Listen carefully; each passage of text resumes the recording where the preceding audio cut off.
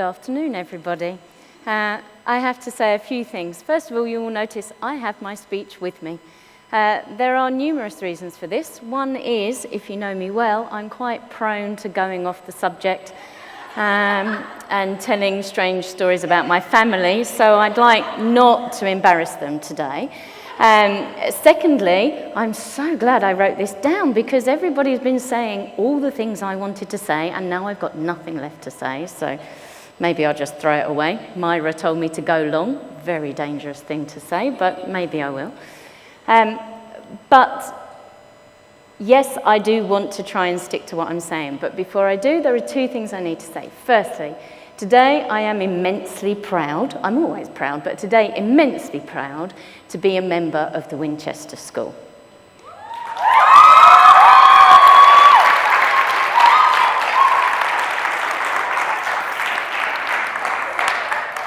To have sat through so many awe-inspiring, inspirational speeches has just been an amazing thing to do today. And I feel really sorry for the 3 people that still have to go because I just don't know what's left to say, to be perfectly honest. But we'll try in any case and see what we can come up with. So, yes, as Dwayne so kindly said, I have been a teacher for 23 years. Now, I know you're looking at me and thinking, she can't be that old. You know, surely somebody who's been teaching for that long would have been ground down by the students, right?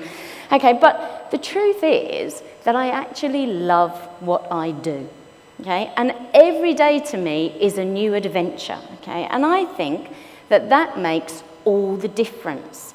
That's why it keeps me young, I hope.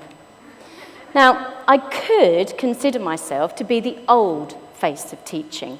But I truly believe in lifelong learning, and every opportunity should be taken for me to experiment with new ideas, okay, and to develop new skills that I can use in the classroom. Recently I was talking to a new batch of students to the school, and I said, I'm so glad to see you, I love fresh meat. And everybody went, what's she talking about, fresh meat?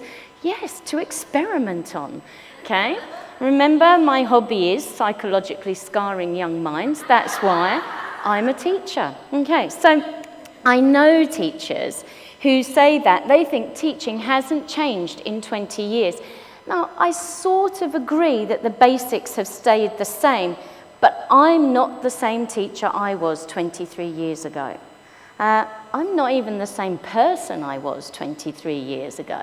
Recently, I saw a photograph that was taken when I was at university, and I looked at the 6 people in the picture, and I named 5 of them, no problem at all, my friends from university. And then I thought, who's that 6th person? It was me. Couldn't even recognize myself, right? So I'm not the same person. You know, now we can choose to hold on to the good old days, or we can choose to move forward. So what do I think the future holds for education? Oh, this picture so quickly. You notice I avoided this one for a while. When I first told my parents, this is my dad, that I wanted to be a teacher, my dad told me to take computer studies at O-level because he thought that was the way forward. In fact, he was worried that by the time I had finished my training, there wouldn't be any need for a teacher. He thought they would just wheel a computer into class, set it up at the front, and the lesson would be delivered from cyberspace. Now, that's an interesting concept, but this is the important thing. Technology does have a huge part to play in education, but that human touch will always be needed too. Sorry, Dad, you got it wrong. So this academic year, I have been experimenting with the flipped classroom with my year 12 and 13 sociology students. Here they are, aren't they lovely? Yes, you may recognise yourselves, a few of you. Now, the flipped classroom is an amazing tool which allows an extremely boring textbook to come to life, hopefully. And I believe it will improve revision for the students because they can access my talking about the textbook any time that they have the chance to access the internet.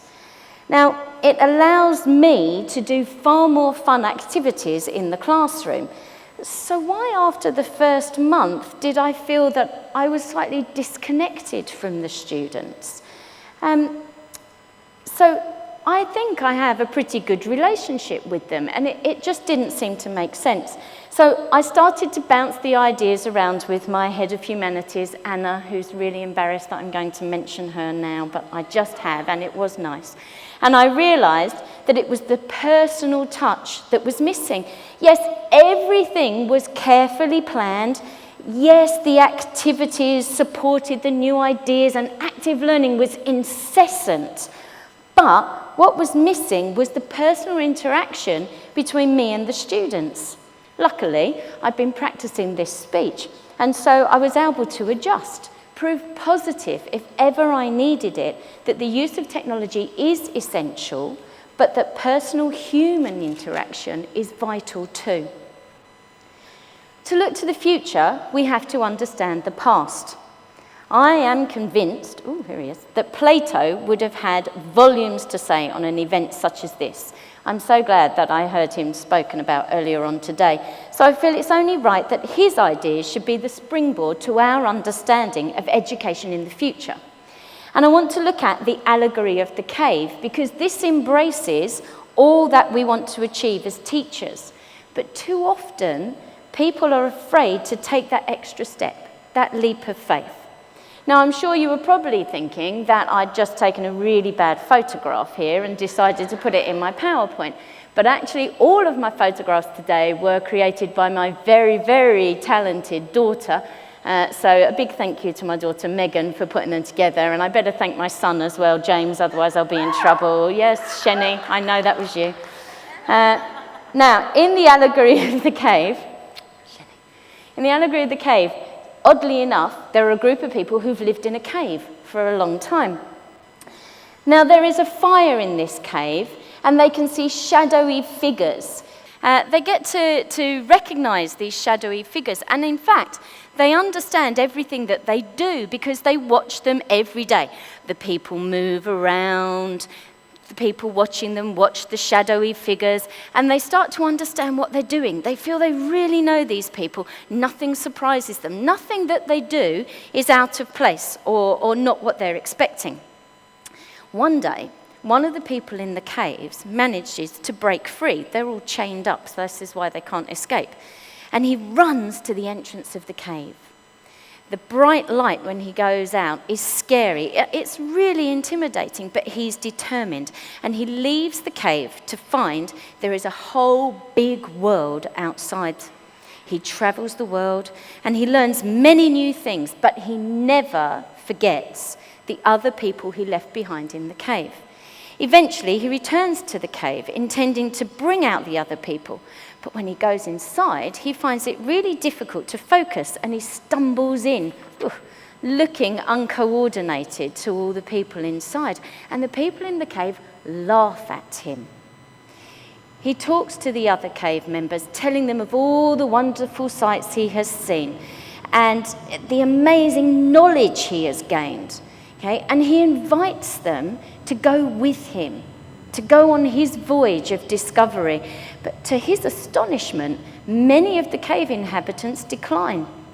They say they'd prefer to stay where they are, where they feel safe and in control of what happens around them. A few venture to the opening, but the light scares them. The world outside is intimidating, and they too choose to return to the comfort of the cave. The man leaves alone, but continues his own personal growth journey.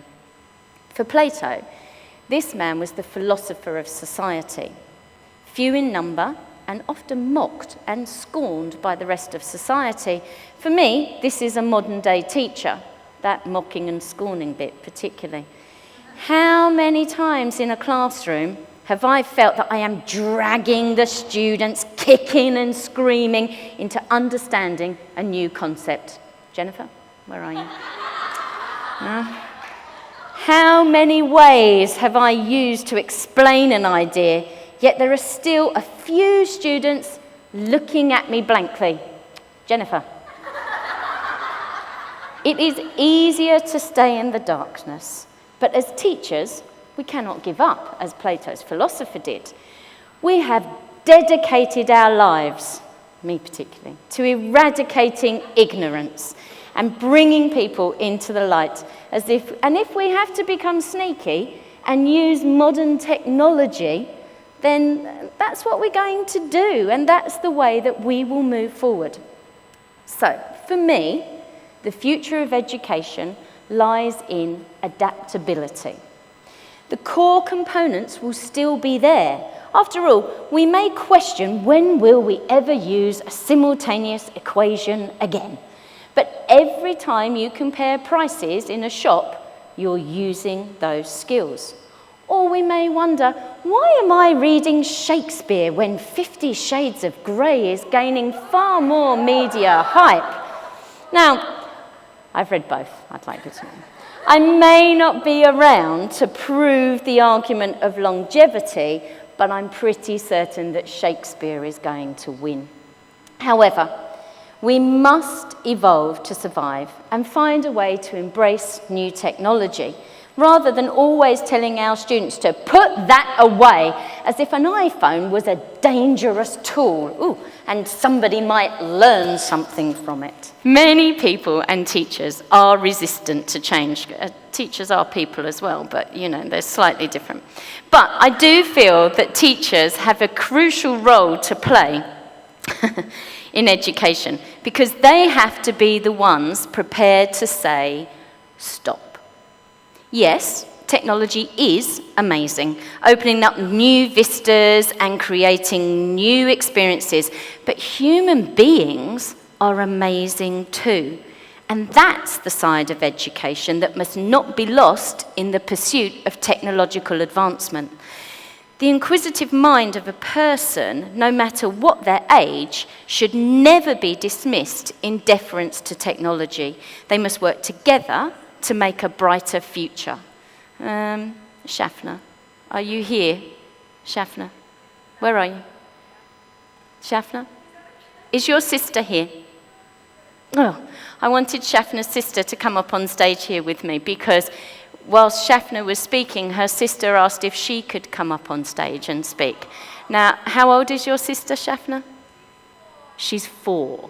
And she wanted to come on stage and speak. And I wanted you to see her, because she is our brighter future. Now, we do not want to create young people who don't know how to communicate and interact with other people. Oh, wait. Oh, hold on. This one's for you, Sheni. Sorry, I forgot. I got so excited, I forgot to move my slides forward. Okay, so we don't want to create young people who don't know how to communicate and interact with other people. This is what we want them to look like. We do want to create young people who are independent and creative, who know how to use technology with discernment. Yeah? My son teaching my adopted grandson how to use an iPad. Okay? And this is him with his friend, and this is what's so important, is that he knows how to play on an iPad, but he also knows how to play. We want him to care about humankind, and we want them to make a difference to the world. We don't want them to think that there are limits, only infinitesimal possibilities. They need to be fearless, flexible, ethical, and full of perseverance. As Einstein said, the most beautiful thing we can experience is the mysterious. It is the source of all true art and science. Thank you, 7 Days, for that quote. You'll know that's my favourite newspaper.